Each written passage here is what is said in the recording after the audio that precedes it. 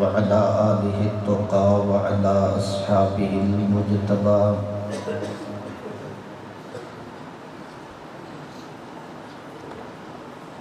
ونشهد أن لا إله إلا الله وحده لا شريك له ونشهد أن سيدنا وسندنا وحبيبنا ومأوانا وملجانا أعلانا وأولانا محمدا عبده ورسوله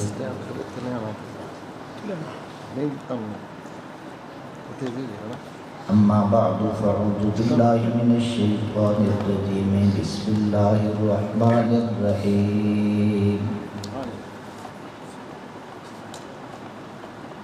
إنا عرضنا الأمانة على السماوات والأرض والجبال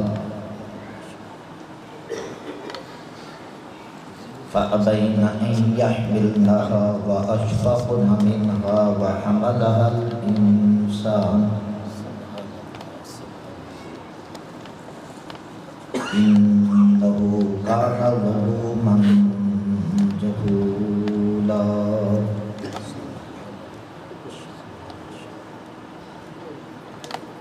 آمنت بالله وصدق الله العظيم وصدق رسوله النبي الأمين إن الله وملائكته يصلون على النبي يا أيها الذين آمنوا صلوا عليه وسلموا تسليما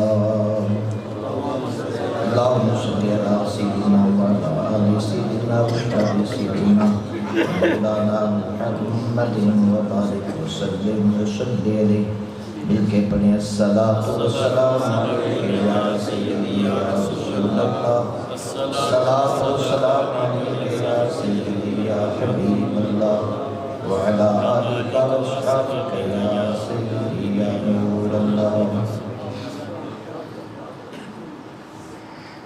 نہایت ہی واجب الاحترام و تکریم مشائخ کرام بالخصوص پیر طریقت رابر شریعت پیر صاحبزادہ محمد اسحاق قادری صاحب دامت برکات القدسیہ عشاقان مصطفیٰ احباب طریقت ہم سب کی یہ خوش قسمتی ہے کہ طریقت کے جو بدر ہیں ان کی ضیاء پاشوں سے ہم اپنے قلوب کو منور کر رہے ہیں.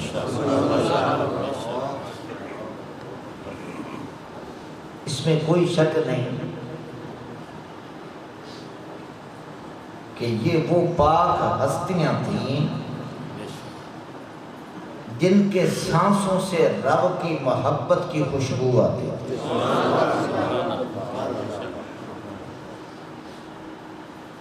سرکار غوث پاک شہنشاہ بغداد حضرت شیخ السید عبدالقادر جیلانی رحمۃ اللہ علیہ آپ کے زمانے کے اندر طاعون آ گیا اور آپ سمجھتے ہیں کہ طاعون ایسی وبا ہے جو ایک سے دوسرے کو لگ جاتی ہے, لوگ بڑے پریشان ہو جاتے ہیں. مریدین آئے یا حضرت ہمارے علاقے کے اندر طاعون آ گیا, تو آپ نے فرمایا میرے مدرسے کے باہر جو گھاس لگا ہوا ہے جو کھاتا جائے گا اللہ شفا دیتا ہے.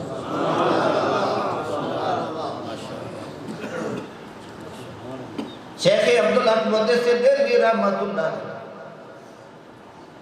آپ فرماتے ہیں گھاس تو ہر جگہ پر ہوتا ہے, لیکن وہ شفا کا ذریعہ کیوں بنا؟ فرمایا اس لیے کہ عبدالقادر جیلانی رحمۃ اللہ علیہ جو اللہ کا ذکر کیا کرتے تھے ان کے سانسوں کی خوشبو گھاس پر پڑتی تھی, اللہ نے گھاس پر بھی شفا رکھ دی.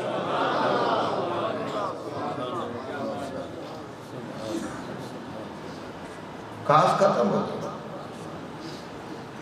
میں کو حضور مریض تو زیادہ ہے، کاس ختم ہو گیا. آپ نے فرمایا ہمارے مدرسے کے باہر سے جو گزرتا جائے گا رب اس کو بھی شفا دیتا ہے. اس لیے میں نے کہا ریانی والوں ہم خوش بخت ہیں، پاکستان والوں تم خوش بخت ہو کہ تمہیں ایسے پاک لوگوں کی صحبت میسر ہوتی ہے جن کے سانسوں کے اندر بھی رب نے اپنی محبت رکھی ہے.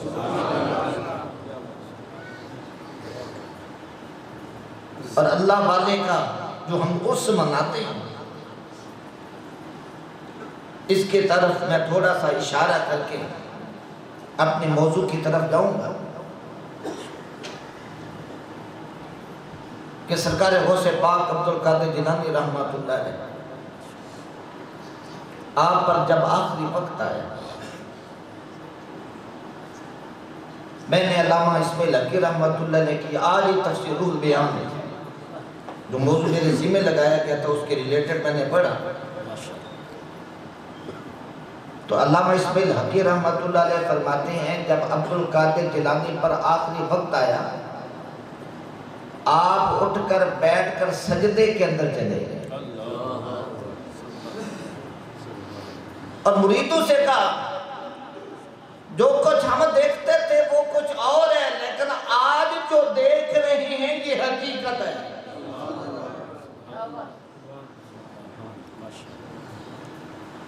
جو بندہ مومن دنیا سے جب جاتا ہے اس وقت اس کو صرف عین الیقین نہیں حق الیقین کی سعادت ہے. میں حدیث سے اس کو ثابت کرتا ہوں. صحابی رسول حضرت سیدنا عمار بن یاسر رضی اللہ تعالیٰ عنہ آپ فرماتے ہیں میں کریم آقا علیہ السلام کی پاک بارگاہ میں حاضر ہوں تو سرکار دو عالم علیہ السلام نے مجھے یوں دیکھا نا تو فرمایا عمار ایک بات تو تجھے بتاؤں. کیوں نہیں یا رسول اللہ صلی اللہ علیہ وسلم؟ فرمایا تم وہ خوش قسمت ہو کہ تم جس وقت دنیا سے جاؤ گے تو تمہاری آخری خوراک دودھ ہوگی.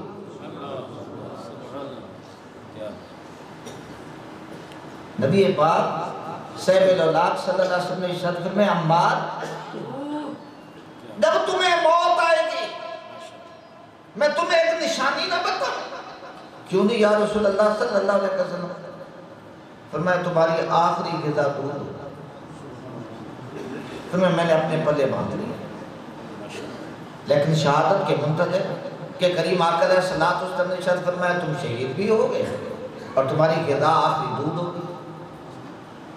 90 سال گزر گئے. ہاتھ کے اندر نیزہ اٹھاتے ہیں تو ہاتھ کانپتا ہے. ہاتھوں کے اندر بظاہری طور پر قوت نہیں لیکن ایمان کیا ہے کہ رسول اللہ کے فرمان کے منتظر ہے. لوگوں کو تو طریقت کے بارے میں پتہ ہی نہیں. طریقت چیز تو میں کہا کرتا ہوں طریقت کے بارے میں بے خبر وہی ہے جس کو طریقت سے حصہ ہی نہیں ملا. ورنہ جو اس راہ کے اوپر چلنے والے ہیں تو رب کعبہ کی قسم مصطفیٰ کریم علیہ السلام کی خیرات سینہ در سینہ اب بھی تقسیم ہو رہی ہے.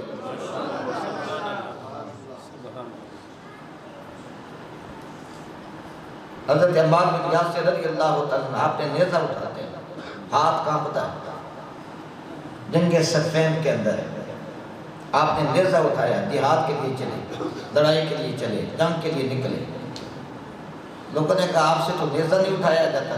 فرمایا رسول اللہ صلی اللہ علیہ وسلم نے فرمایا ہے کہ تمہاری شہادت بھی ہوگی تمہاری آخری غذا خوراک دودھ بھی ہوگی. اسی شہادت کی تلاش میں ہوں اسی کا منتظر ہوں. حضرت عمار بن یاسر آپ جنگ کرتے کرتے آپ فرماتے ہیں مجھے پیاس کی شدت لگی. میں اپنے دوستوں کے پاس آیا میں نے کہا دوستو پیاس کی شدت بہت ہے مجھے پانی چاہیے، پانی پلاؤ۔ اب آپ پانی مانگتے ہیں تو آپ کو پانی ملتا ہے، لیکن عمار بن یاسر نے جب پانی مانگا صحابہ نے دودھ پیش کر دیا۔ آپ کے سامنے جب دودھ آیا تو آپ نے خوشی سے بسم اللہ شریف پڑھ کر دودھ کو پیا، اور صحابہ کرام رضوان کی طرف مسکرا کر دیکھا، فرمایا الیوم نلقا احبانا وسیدنا وحبیبنا محمد صلی اللہ علیہ وسلم واصحابہ۔ لوگوں آج میرے لیے خوش قسمتی کا دن ہے کہ ابھی میں شہید بھی ہو جاؤں گا، میں رسول اللہ سے بھی ملوں گا، رسول اللہ کے غلاموں سے بھی ملوں گا۔ نعرہ تکبیر، نعرہ رسالت، نعرہ حیدری۔ آپ نے فوری طور پر اعلان کیا کہ مجھے میرے کریم آقا علیہ السلام نے ارشاد فرمایا تھا تمہاری آخری غذا دودھ ہوگی۔ میں نے پانی مانگا ہے، تم نے دودھ دیا ہے، میں نے دودھ بھی نہیں مانگا۔ پتہ یہ چلا کہ وہ رب کریم ہے، وہ اپنے محبوب کے فرمان کو سچا بھی ثابت کر دیتا ہے، مرنے کے بعد اپنے رسول سے ملاقات بھی کرواتا ہے۔ یہ لفظ کہ الیوم نلقا، آج ہم ملیں گے، کس سے ملیں گے؟ حبیبنا، اپنے محبوب سے ملیں گے۔ پتہ یہ چلا کہ اللہ والا اس زندگی کے اندر جیتا ہے تو رب کے لیے جیتا ہے، رب کے رسول کے لیے جیتا ہے۔ جب دنیا سے جاتا ہے اس کی دنیا کی کوئی خواہش نہیں ہوتی، خواہش ایک ہی ہوتی ہے کہ رسول اللہ کا دیدار نصیب ہو جائے۔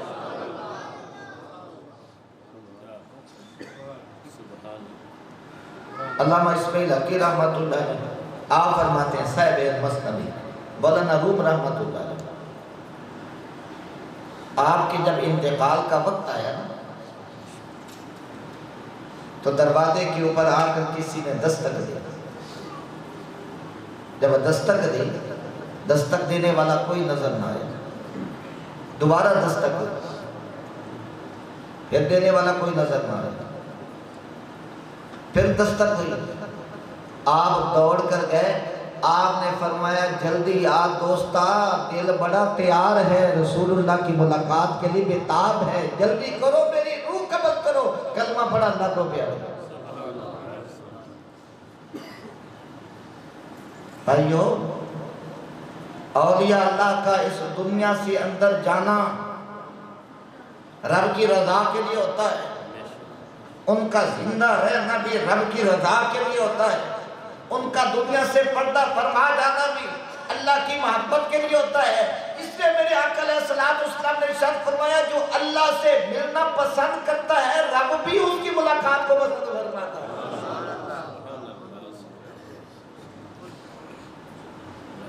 تو قرآن پاک کی طرف آئے، قرآن اور حدیث، اس کا خلاصہ امام اہل سنت مجدد ملت الشام رضا خان رحمۃ اللہ نے آپ نے فرمایا قرآن اور حدیث کا نچوڑ تین باتوں کے اندر۔ پہلی بات اللہ اور اس کے رسول پر ایمان، دوسری بات فرمایا نبی پاک صلی اللہ علیہ وسلم کی تعظیم، اللہ چاہتا ہے کہ یہ میرے بندے مجھ پر ایمان لے آئیں، میرے رسولوں پر ایمان لے آئیں، اور نبی پاک صلی اللہ علیہ وسلم پر ایمان لے آنا سب نبیوں پر ایمان لانا ہے۔ جو حضور پہ ایمان نہیں لایا وہ کسی نبی پہ ایمان نہیں لایا۔ فتاوی دوریہ کے اندر حضور فقیہ اعظم رحمت اللہ علیہ مولانا نور اللہ صاحب نعیمی رحمت اللہ علیہ آپ فرماتے ہیں جو سرکار غوث پاک عبد القادر جیلانی کا گستاخ ہے وہ اللہ کے سارے ولیوں کا گستاخ ہے۔ آپ نے فتویٰ دیا،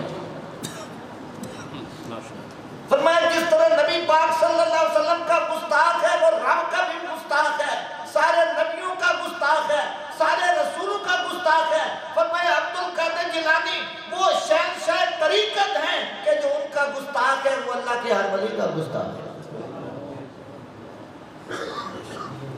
کیونکہ اولین بھی سرکار غوث پاک عبد القادر جیلانی کا احترام دل کے اندر رکھتے ہیں، قیامت تک آنے والا سچا جو بھی پیر ہوگا وہ عبد القادر جیلانی سے بھی آگا۔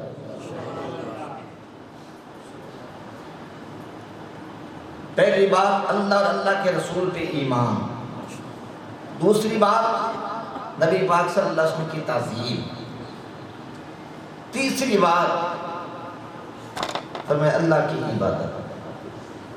یہ تین چیزیں زندگی کا نچوڑ، اللہ اور اللہ کے رسول پہ ایمان، نبی پاک صلی اللہ علیہ وسلم کی تعظیم اور عبادت۔ اور محدثین اپنی کتابوں کے اندر لکھتے ہیں نہ اللہ اور اللہ کے رسول پہ ایمان استاد کامل شیخ کامل کے بغیر ممکن ہے، نہ وہ تعظیم بجا لا سکتا ہے نہ وہ عبادت کر سکتا ہے۔ یہ تینوں مسئلے اگر طے کروا سکتا ہے تو شیخ کامل ہی کروا سکتا ہے۔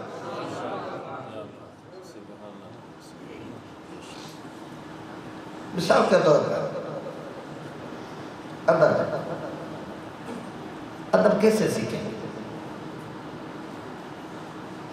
ادب کے اوپر باقاعدہ طور پر آپ کو لٹریچر نہیں ملے گا، یہ تہذیب ادب سکھائے گا۔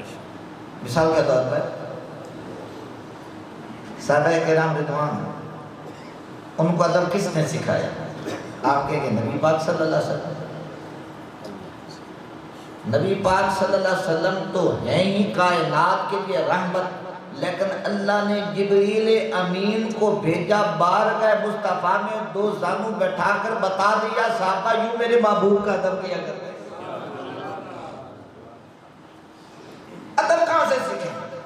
اب دیکھو صحبت کے بارے میں آپ شیخ طریقت سے زیادہ مجھ سے جانتے ہیں ان کے بارے میں کہ ان کی صحبت سے ہمیں کیسے کیسے رنگ لگتے ہیں، کیسے کیسے بات کرتے ہیں۔ اگر ہمارا بچہ گلی کے اندر گالی نکالنے والے بچوں کے اندر چلا جائے تو بچہ بھی گالی سیکھ کے آتا ہے، اور اگر وہ مسجد کے اندر آ جائے تو سجدہ سیکھ کے آتا ہے۔ پتہ یہ چلا کہ ادب والوں سے سیکھا جاتا ہے۔ اللہ نے اس ادب کو سکھانے کے لیے، اس تعلیم کو سکھانے کے لیے، دین ایمان کو پختہ کرنے کے لیے، عبادت کے لیے جبریل امین کو بھیجا۔ جبریل جی رب جلیل فرمایا جاؤ نا میرے بندوں کو بتاؤ محبوب خدا کا ادب بھی یوں ہوا کرتا ہے، رب کی بندگی بھی یوں ہوا کرتی ہے۔ سرکار دو عالم علیہ السلام آپ نے صحابہ کرام رضوان کو کس طرح بیعت لے کر ادب کیسے سکھایا، میں اس کی طرف ایک حدیث سے واضح کرتا ہوں۔ صحابی رسول حضرت سیدنا شداد بن اوس رضی اللہ عنہ آپ فرماتے ہیں ہم کچھ خاص آدمی تھے، کریم آقا علیہ السلام کی پاک بارگاہ کے اندر گئے۔ جب نبی پاک صلی اللہ علیہ وسلم کی پاک بارگاہ کے اندر پہنچے نا تو آقا علیہ السلام نے ارشاد فرمایا تم میں سے کوئی غریب تو نہیں، اجنبی تو نہیں؟ اجنبی، غریب کا معنی اجنبی ہے۔ غریب وہ نہیں ہوا جس کو آپ کہتے ہیں مال کے لحاظ سے کمزور ہے۔ اس میں اشارہ تھا کوئی اہل کتاب تو نہیں، اہل کتاب تو نہیں یا رسول اللہ صلی اللہ علیہ وسلم کوئی اہل کتاب نہیں ہے۔ فرمایا دروازہ بند کر۔ لوگ ہم سے سوال کرتے ہیں کہ یہ صوفیہ جو طریقہ نکالتے ہیں یہ کون سی کتاب کے اندر ہے؟ اب دیکھیے کریم آقا علیہ السلام نے مسجد کے اندر بھی واز فرمایا، آقا علیہ السلام نے تنہائیوں کے اندر بھی واز فرمایا۔ یہ شیخ کامل ہوتا ہے، مرید کی تربیت کرتا ہے۔ تو تم میں کوئی اہل کتاب تو نہیں یا رسول اللہ صلی اللہ علیہ وسلم کوئی اہل کتاب نہیں۔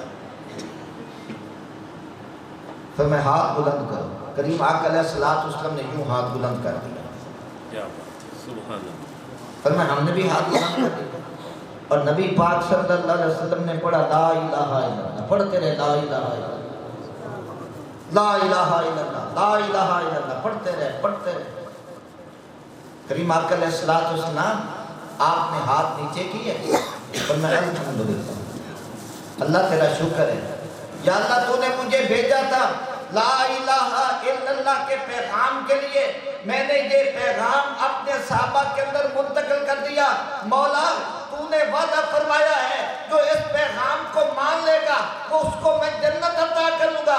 مولا میں نے بھی وعدہ پورا کر دیا، میرے غلاموں نے بھی وعدہ پورا کر دیا، مولا تو بھی وعدہ پورا کر کے جنت عطا کر دے۔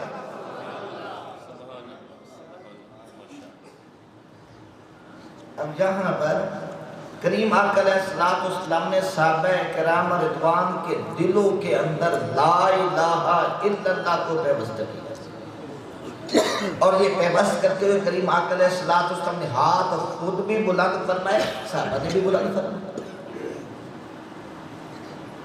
اب قرآن کی آیت پڑھیں جو آیت میں نے موضوع سخن بنانا ہے۔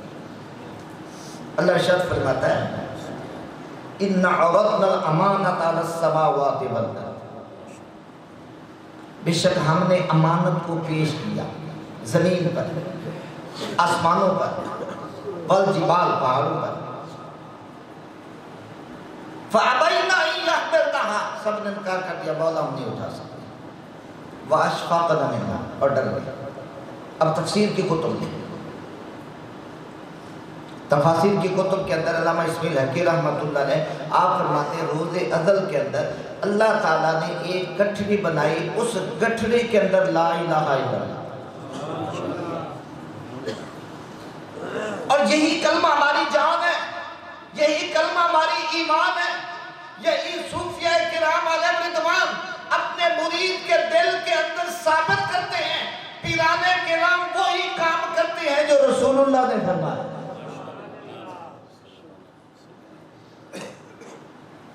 عام بندے کو تو لا الہ الا اللہ کے ذکر کا نہیں پتا۔ میں نے کتاب کے اندر پڑھا کہ بائیں طرف سے لا کو شروع کرو کیونکہ ظلمتیں بائیں طرف سے زیادہ آتے ہیں۔ جب ہم ذکر کرتے ہیں تو فرمایا بائیں طرف سے شروع کرو کیونکہ بائیں طرف سے ظلمتیں زیادہ ہوتی ہیں۔ فرمایا دائیں طرف نور ہوتا ہے کہ پھر بائیں طرف سے جب دائیں طرف جا کر واپس آتے ہو تو فرمایا الا اللہ کی ضرب دل کے اوپر لگاتے ہیں کہ وہ نور جو رب نے دائیں طرف رکھا ہے اس کو ہم بائیں طرف منتقل کر کے اللہ کے محبوب بن جاتے ہیں۔ مولانا روم رحمۃ اللہ علیہ آپ فرماتے ہیں ایک وہ درخت ہوتا ہے جو خود بخود پیدا ہو جاتا ہے، ایک وہ درخت ہوتا ہے جو قلم کے ذریعے منتقل ہوتا ہے۔ میں مظفر گڑھ کے اندر گیا، وہاں پر ہمارے دوست رہتے ہیں مجاہد صاحب، مولانا مجاہد صاحب بلوچ فیملی کے، وہ اکثر طور پر مجھے بلاتے ہیں۔ میں نے کہا یار یہ بڑے بڑے درخت ہیں، کہتے استاد جی چھوڑو یہ تو کھٹے نہیں۔ کیوں؟ کہتا ہے یہ جو ہوتا ہے نا یہ کھٹے آم ہوتے ہیں، ہم ان کو قلم لگاتے ہیں، قلم لگانے کے بعد آم میٹھے بھی بڑھ جاتے ہیں، ان کی قیمت بھی بڑھ جاتی ہے۔ میں نے کہا دیکھو زمین سے ایک پودا نکلا ہے، اس کی خوشبو اور ہے، اس کے اندر پھل کی مٹھاس نہیں ہے، جو قلم کرتے ہیں اس کے پھل کی مٹھاس زیادہ ہوتی ہے۔ مجھے کہنے دیجئے طریقت والو لا الہ الا اللہ کا لطف تو ہر ایک پا دیتا ہے، لیکن جب شیخ کامل دل کے اندر اس پودے کو لگاتا ہے تو پھر اس کی مٹھاس ہی کچھ اور ہوا کرتی ہے۔ پہاڑوں کے اندر بھی پودے پیدا ہوتے ہیں لیکن وہ مٹھاس نہیں ہے جو کسی باغبان نے لگایا ہو۔ بندے ذکر تو اللہ کا کرے گا، اس ذکر کے اندر لطف بھی تجھے آئے گا، لیکن جب شیخ کامل کی صحبت میں بیٹھ کر اس منزل کو تر کرے گا تو عرش مولا کی سیر کرے گا۔ اللہ رب العزت نے ایک گٹھڑی بنائی، زمین کو کہا زمین اٹھا، زمین نے کہا جی مولا میں نہیں اٹھا سکتے۔ پتہ نہیں کیا چیز ہے مولا، اس کے اندر کیا ہے؟ فرمایا میری امانت ہے، یہ نہیں بتایا کیا، فرمایا میری امانت ہے، اٹھاؤ۔ زمین نے کہا ہم نہیں اٹھا سکتے، آسمان نے مولا میں نے بھی نہیں اٹھا سکتا، پہاڑوں پر پیش کیا، پارو نے کہا مولا ہم بھی نہیں اٹھا سکتے. فرشتوں پر پیش کیا, فرشتوں نے کہا مولا ہم بھی نہیں اٹھا سکتے. جنات ان سے کہا, انہوں نے کہا ہم بھی نہیں اٹھا سکتے. ہے ایک راز کی گٹھڑی. اب چارہ وغیرہ کاٹتے نا کہ تھبا بنا لیتے ہیں, تھبے کو بڑے کو دے کر جی میں تو کمزور ہوں, میں کیسے اٹھاؤں, میں تو نہیں اٹھا سکتا. انہوں نے اپنے آپ کو دیکھا, مولا ہم نہیں اٹھا سکتے. زمین نے کہا ہم نے اٹھا سکتے. اتنا عرض امانت السماوات, آسمان پر پیش کیا, زمین پر پیش کیا, پہاڑوں پر پیش کیا, مخلوق پر پیش کیا. سب نے کہا مولا ہمارے ہاتھ کھڑے, ہم نہیں اٹھا سکتے. ادھر سے آدم علیہ السلام تشریف لائے, اور آدم علیہ السلام کا قد مبارک کتنا ہے؟ حدیث کے اندر آیا 60 ذراعاً 60 گز, 1 گز 1.5 فٹ کا ہوتا ہے. اللہ نے تمہارے اور ہمارے ابا جی کو جو شان عطا فرمائی ہے, ان کی شان یہ کہ آپ کا 90 فٹ کا 90 فٹ. آدم علیہ السلام کا قد مبارک. آدم علیہ السلام خرامہ تشریف لا رہے ہیں. فرشتے اور جنات کٹھے ہو گئے. کہ پیارے آدم آپ یہ گٹھڑی اٹھائیں گے؟ اللہ نے حکم نہیں دیا پیارے آدم تم اٹھاؤ, اللہ نے حکم نہیں دیا, بلکہ رب نے مخلوق کو کہا. اگرچہ آدم علیہ السلام بھی مخلوق کے اندر شامل تھے, لیکن بائی نیم اللہ نے یہ نہیں کرنا تم اٹھاؤ. زمین کو کہا بائی نیم, آسمان کو بائی نیم کہا, پہاڑوں کو بائی نیم کہا. آدم علیہ السلام کو کہا نہیں ہے. آدم علیہ السلام تشریف لا رہے ہیں, فرشتے اور جنات کٹھے ہو گئے. پیارے آدم آپ یہ گٹھڑی اٹھائیں گے؟ تو میں کیوں؟ کہتے ہم سے تو اٹھائی نہیں جاتی, آپ اٹھا لیں گے. تو میں کیوں اٹھاؤں؟ انہیں کہا اللہ کا حکم ہے. پھر میں اللہ کا حکم ہے تو اٹھا دوں گا. تو جو میری طرف رکھنی آپ شیخ کامل کیا سکھاتا ہے آپ خود اندازہ کر لینا. اس لیے امام علیہ سنت مجدد دین ملت الشامل طاہر رحمت اللہ علیہ آپ فرماتے ہیں میرے مریدو نبی پاک صلی اللہ علیہ وسلم کی امتی ہو, تمہیں نہیں پتا شیخ کامل نے جو کلمہ پڑھایا ہوتا ہے اس کی برکات کیا ہیں. ان کی برکات کا حقیقی معنی میں اگر نظر آتا ہے تو مرتبت شیخ طریقت کی محبت یاد آتی ہے.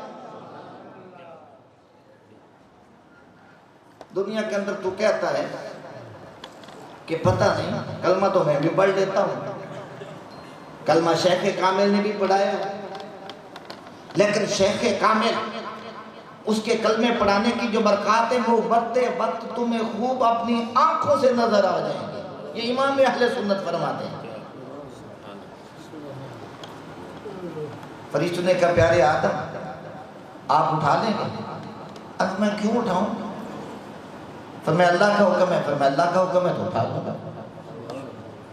انہوں نے دیکھا گٹھڑی کی طرف, لیکن آدم علیہ السلام آپ نے اس گٹھڑی کو اٹھایا اپنے گھٹنوں تک. اس لیے علماء فرماتے ہیں کہ گھٹنوں کے اندر طاقت سب سے زیادہ ہوتی ہے, اور جب روح قبض ہوتی ہے تو پاؤں کی طرف سے قبض ہوتی ہے.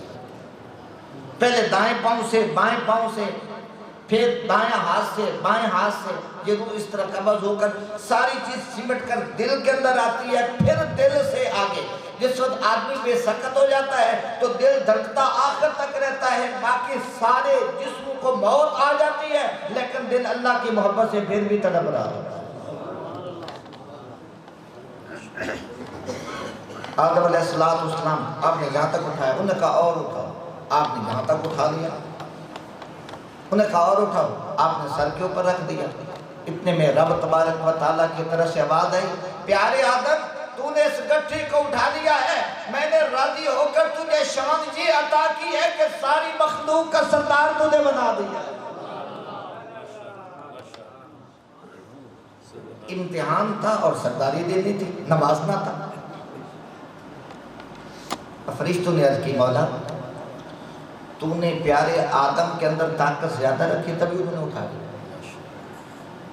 جتنا دیکھا مولا تو نے آدم علیہ السلام کے اندر طاقت زیادہ رکھی ہے تبھی تو انہوں نے اٹھا لیا. ہمارے اندر تو اس وزن کو، اس بوجھ کو اٹھانے کی طاقت نہ تھی.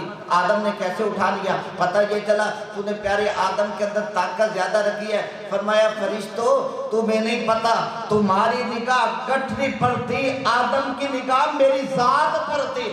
جو وزن کی طرف دیکھتا ہے وہ ناکام ہو جاتا ہے، جو رب کی رضا کو پیش نظر رکھتا ہے رب طاقت دیتا ہے. شیخ کامل مرید کو اپنے دامن کے اندر وابستہ کر کے اعلان کرتا ہے تو نے کسی پہ بھروسہ نہیں کرنا، تو نے بھروسہ کرنا ہے تو رب کی ذات پر. فرمایا ان عرضنا الامانۃ للسماوات والارض، ہم نے امانت کو پیش کیا زمین پر، آسمان پر. اور کریم آقا علیہ السلام آپ نے ہی امانت لے کر امت کو بیعت کی. قرآن فرماتا ہے ان الذین یبایعونک انما یبایعون اللہ. کچھ لوگ کہتے ہیں بیعت کا ذکر قرآن کے اندر نہیں ہے، جھوٹ بولتے ہیں. کہتے ہیں بیعت کا ذکر حدیث کے اندر نہیں، اللہ کی قسم جھوٹ کہتے ہیں. قرآن کے اندر بھی ہے، حدیث کے اندر بھی ہے. اچھا جی میں آپ سے سوال کروں، میرے خیال میں نے تو امریکہ نہیں دیکھا، لیکن امریکہ دیکھنے والے کہتے ہیں جی ہم نے واشنگٹن کو دیکھا ہے، ہم نے فلاں جگہ دیکھی ہے، فلاں جگہ دیکھی ہے. یہاں پر ہم آ کر مان لیتے ہیں کہ واقعی بھی موجود ہے. اس کا پتہ یہ چلا کہ جو بندہ کوئی چیز دیکھ کر آئے تو اس کی خبر معتبر ہوتی ہے، اس کی خبر کو دیکھ کر بندے کو علم مل جاتا ہے. اسباب العلم ثلاثۃ، علم کے 3 ذریعے، الحواس، العقل السلیم، الخبر الصادق. یہ 3 ذریعے جہاں پر حواس جواب دے جاتی ہیں، جہاں پر عقل جواب دے جاتی ہے، تو شیخ کامل اپنے مرید کو ملکوت کی وہ سیر کرواتا ہے جہاں پر حواس بھی نہیں پہنچ سکتے، جہاں پر عقل بھی نہیں پہنچ سکتی. وہاں پر فیصلہ ہوا کرتا ہے تو رب کی محبت بھی ہوا کرتا ہے.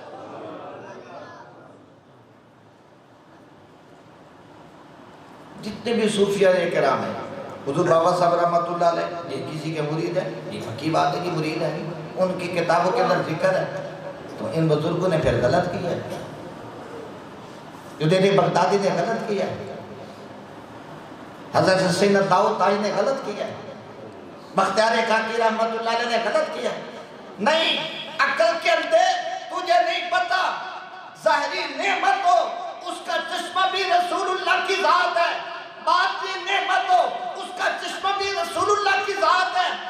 شیخ کامل اپنے مرید کے دل کے اوپر توجہ کر کے لا الہ الا اللہ کی ضرب لگا کر اللہ کی محبت کا بھی پودا لگاتا ہے، رسول اللہ کی محبت کی آبیاری کرتا ہے.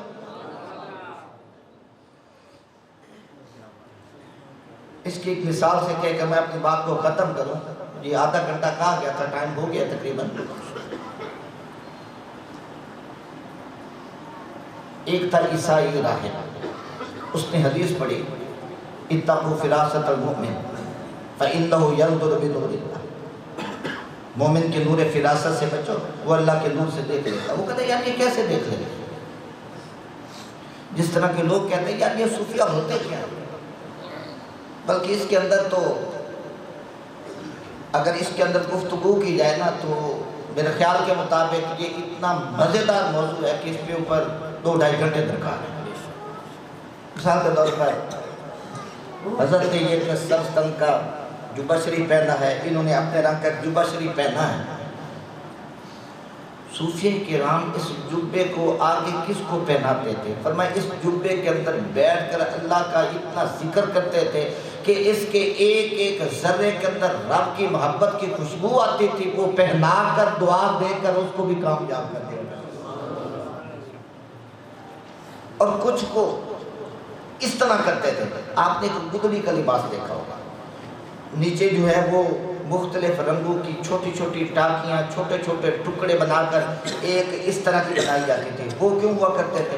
فرمایا وہ جتنا لباس پہنتے تھے نا اس کے اندر بیٹھ کر اللہ کا ذکر کرتے تھے، جب وہ پرانا ہو جاتا تھا کہتے تھے اس لباس نے ہمارے ساتھ وفا کی ہے، ہم کبھی اس سے بے وفائی نہ کریں۔ اس کا مین ٹکڑا لے کر دوسرا ٹکڑا لے کر جتنے ٹکڑوں میں وہ اللہ کا ذکر کیا کرتے تھے اکٹھا کر کے اس کے اوپر اللہ کے سجدے کیا کرتے تھے۔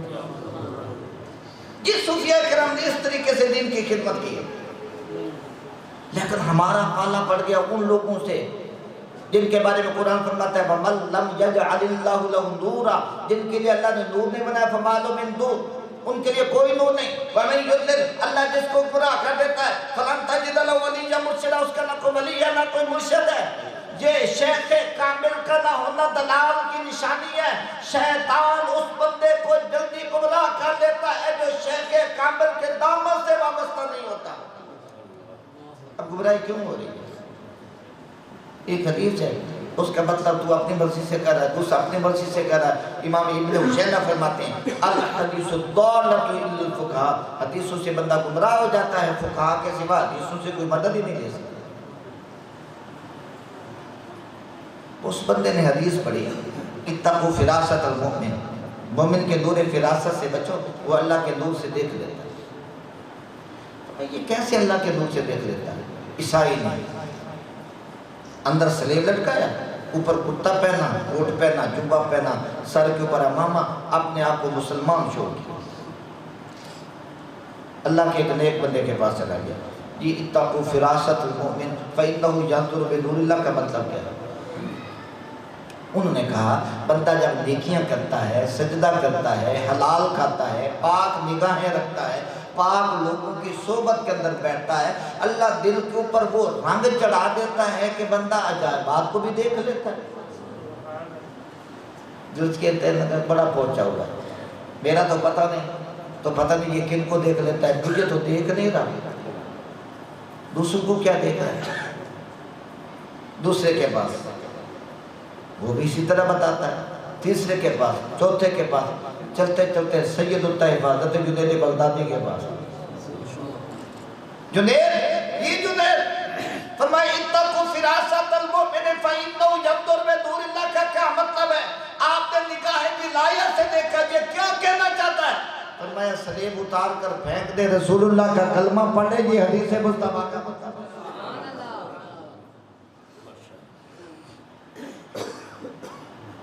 مجھے الحمدللہ پڑھاتے پڑھاتے تقریباً 30 سال ہو گئے ہیں۔ ہم نے اپنے اساتذہ کو بھی دیکھا، مشائخ کو بھی دیکھا کہ وہ چشم پوشی سے اتنا کام لیتے تھے کہ ان کو پتہ ہوتا تھا، لیکن وہ شوق یہ کراتے تھے ہمیں پتہ ہی نہیں۔ اب کوئی نلیک شاگرد یہ ہے کہ استاد کو پتہ نہیں ہے تو یہ استاد کا قصور نہیں ہے، شاگرد کی نلیکی ہے نا۔ او نلیکو، تمہیں طریقت کے بارے میں پتہ نہیں، ورنہ سرکار غوث پاک عبدالقادر جیلانی رحمت اللہ علیہ فرماتے ہیں لولا لجام و شریعتی علی لسانی لا اخبرتکم بما تاکلون وما تدخرون فی بیوتکم۔ جس طرح اللہ کے پاک پیغمبر عیسیٰ علیہ السلام بتا دیا کرتے تھے گھروں کے اندر کیا بچا کے رکھا ہے، کیا کھا کے آئے ہو۔ فرمایا رسول اللہ کی شریعت کی وجہ سے ہم رازوں سے پردہ نہیں اٹھا سکتے، ورنہ عبدالقادر جیلانی کو اللہ نے یہ سعادت عطا کی ہے کہ وہ تم جو کھا کر آتے ہو میں ان کو بھی جان لیتا ہوں۔ قلائد الجواہر اٹھا کر دیکھیں، حضرت علی بن حیدر رضی اللہ تعالیٰ عنہ، آپ کون ہیں؟ سرکار غوث پاک کے آپ جنالی میں غلام ہیں، ان کے خادم ہیں، ان کو آپ نے خلافت عطا کی۔ اور حضرت علی بن حیدر ان کی کرامت اب بھی یہ ہے کہ جب بندے کو مچھر بہت ستا رہے ہو نا، بندہ حضرت علی بن حیدر رضی اللہ تعالیٰ عنہ کو اصال ثواب کر دے، اس رات مچھر ستاتے ہیں، اب بھی یہ کرامت ہے۔ عبدالقادر جیلانی رحمت اللہ علیہ کی محفل سجی ہے، حضرت علی بن حیدر بھی بیٹھے ہیں، آپ دوران تقریب میں حضرت علی بن حیدر کو اونگ آ گئی۔ یہ قلائد الجواہر ملا علی قاری رحمت اللہ علیہ کی کتاب بیروت سے چھپی ہے، عربی کے اندر میری لائبریری میں، کہ حضرت غوث پاک رحمت اللہ علیہ آپ کے واز کے دوران علی بن حیدر پہ اونگ آ گئی، آپ واز چھوڑ کر نا علی بن حیدر کے سامنے یوں ہاتھ باندھ کر کھڑے ہو گئے۔ سارے مریدین جی کہ حضرت آپ علی بن حیدر کے سامنے، تھوڑی دیر کے بعد حضرت علی بن حیتی نے آنکھیں کھولی تو آپ نے ماتھا چوبا، فرمایا علی بن حیتی بتاؤ نا میں کیوں کھڑا تھا؟ انہوں نے کہا خواب میں دیدار مصطفیٰ کر رہا تھا۔ وہ خواب میں دیدار مصطفیٰ کر رہے تھے، عبدالقادر جیلانی دیکھ رہے تھے۔ فرمایا یہ بھی تو بتاؤ پھر آخری میری آقا علیہ السلام نے کیا حکم دیا ہے؟ فرمایا حضور نے حکم دیا میرے اس بیٹے کی صحبت کو لازم پکڑو، دین بھی ملے گا دنیا بھی ملے گا۔ ان لوگوں کو طریقت کا کیا پتا؟ بات ختم کروں۔ اب اللہ کے ایک ولی کے پاس عبدالقادر جیلانی سرکار جنید بغدادی کے پاس آیا، آپ نے فرمایا سلیب اتار دے، رسول اللہ کا کلمہ پڑھ لے، مسلمان ہو جا، یہ حدیث کا مطلب ہے۔ فوری طور پر سلیب اتار پھینکا، اس کے بعد مسلمان کیا۔ اور جب یہودی عیسائی مسلمان ہو تو پہلے آپ ان کو یہودیت اور عیسائیت سے برات کروا کر پھر کلمہ پڑھائیں گے۔ لا الہ الا اللہ، ہر چیز کے نفی، پہلے نفی کرواؤ گے پھر اس بات ہوگا۔ یہ شیخ کامل ہی کر سکتا ہے، نفی اور اس بات یہ شیخ کامل ہی کر سکتا ہے کہ نفی کیا ہے، اس بات کیا ہے۔ وہ کہنے لگا حضور آپ کے سوا اللہ کا کوئی عصمت ولی نہیں ہے۔ فرمایا وہ کیوں؟ کہتا حضور میں تو 10 بندوں کے پاس گیا ہوں، میں نے حدیث کا مطلب پوچھا ہے تو کسی نے بتایا نہیں۔ آپ نے فرمایا شیطان پھر تجھے دھوکہ دے رہا ہے، پہلا بندہ بھی اللہ کا ولی تھا، دوسرا بھی اللہ کا ولی تھا، تیسرا بھی اللہ کا ولی تھا، سارے اللہ کے ولی تھے۔ حضور بتایا کیوں نہیں؟ فرمایا میں نے لوح محفوظ کے اندر دیکھا اللہ نے توبہ لکھی جو میرے ہاتھ پر تھی۔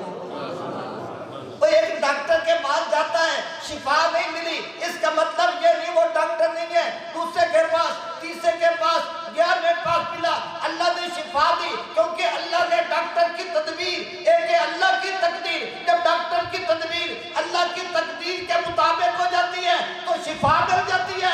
سنیو تم کتنے وقت والے ہو، تم ایسے شیخ طریقت کی صحبت سے وابستہ ہو کہ ان پاک لوگوں کی دعا کی برکت سے اللہ تقدیر بھی ٹال دیتا ہے۔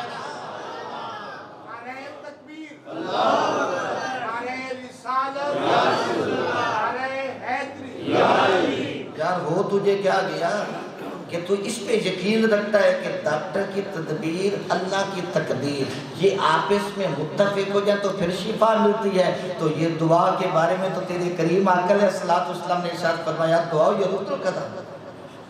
شیخ کامل کی دعا کی برکت کیا ہوتی ہے؟ بس 2 منٹ کی بات۔ کریم آقا علیہ السلام آپ جب دعا فرماتے تھے نا فوری دعا قبول ہو جاتے تھے، حتیٰ کہ بیت اللہ کی دیواروں سے آمین کی آواز ہے۔ میں نے حدیث کی کتاب کے اندر پڑھا، دلائل النبویہ بہقی امام بہقی رحمۃ اللہ علیہ کی 458 جی کے محدث ہیں، یہ بھی بیروت سے چھپی ہے، میری لائبریری میں ہے، کہ سرکار دو عالم علیہ السلام مسجد کے اندر تشریف لائے تو نمازی نہیں تھے، بلال موجود تھے۔ فرمایا بلال کیا وجہ آج نمازی نہیں؟ یا رسول اللہ صلی اللہ علیہ وسلم من شدت البرد، سردی بڑی ہے، سردی بڑی ہے۔ نبی پاک صلی اللہ علیہ وسلم آپ نے یوں ہاتھ اٹھائے، اللہم مذہب، یا اللہ ان سے سردی کو لے جا۔ صحابہ فرماتے ہیں سردی فوری طور پر ایسے ختم ہو گئی حتیٰ کہ یکدم گرمی ہو گئی، فرأیت الناس یتربون، پنکھے جلتے جلتے مسجد نبی کے طرف دوڑ رہے ہیں۔ اب یہاں پر محدث لکھتے ہیں کہ اللہ نے اپنے نبی کی دعا کو کیوں قبول فرمایا؟ فرمایا ان کے ہاتھ اللہ کی نافرمانی کے اندر نہیں اٹھے تھے۔ جو ہاتھ اللہ کی نافرمانی کے اندر نہ اٹھے ہوں جب وہ اٹھتے ہیں تو رب تقدیریں ٹال دیتا ہے۔ تو شیخ کامل رب کو راضی کر کر کے آنسو بہا کر سجدے میں پڑھ کر رو رو کر اپنے رب کو مناتا ہے۔ جب وہ رب کو منا لیتا ہے تو پھر دعا کرتے ہیں اللہ سب کا بیڑا پار کر دے۔ اللہ ان پاک بندوں کی صحبت میں